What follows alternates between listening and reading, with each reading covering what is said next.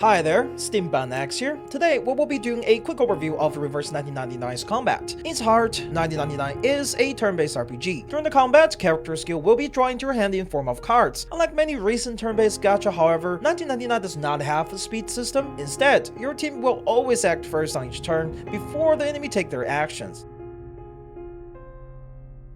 When you enter a stage, you will usually get to bring 4 characters with you for the fight and will have one of them serving as a backup. The backup will be in their mascot form and won't participate in the combat until someone currently on the field dies, at which point they will replace their position. Sometimes, team size can change for some stages. For example, in certain boss fights, all 4 units will be on field from the start, but for most content, it's gonna be 3 on field with 1 support. Each character has 2 basic skills and 1 ultimate. Basic skill can be fused together to up to level 3, and ultimate will only become available when they have maxed out Moxie.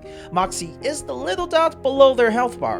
Moving cards, fusing card, and using card will all generate 1 Moxie. Some skills and stage buff can also affect Moxie. Some of the skill can strip Moxie as well, and if a character's Moxie gets stripped during the turn where they have their ultimate queued, their ultimate will be cancelled. You will gain 1 action slot and 2 card slots for each character on the field, and support character will also give you 1 card slot.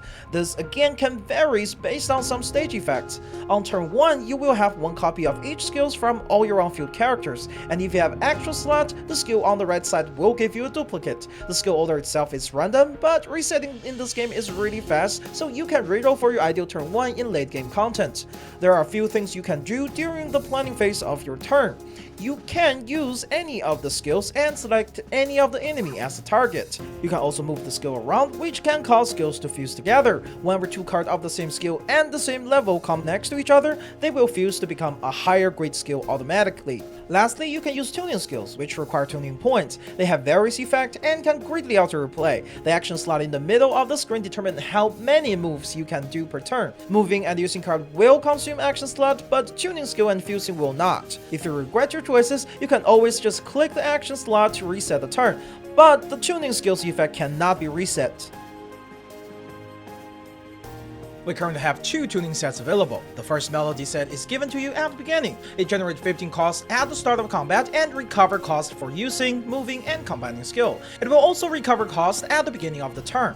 The first skill will refresh the card on your hand without changing their level, and the second skill will generate a special card that can be fused with any level 1 skill. The Grand Orchestra is unlocked after completing all tutorial challenges. The first skill will allow you to move card around for free once, and the second skill will generate a special card that can be fused with both level 1 and level 2 skill. And though it will no longer have 15 costs up front, nor the stable cost for each turn, it will generate more cost for moving and fusing cards.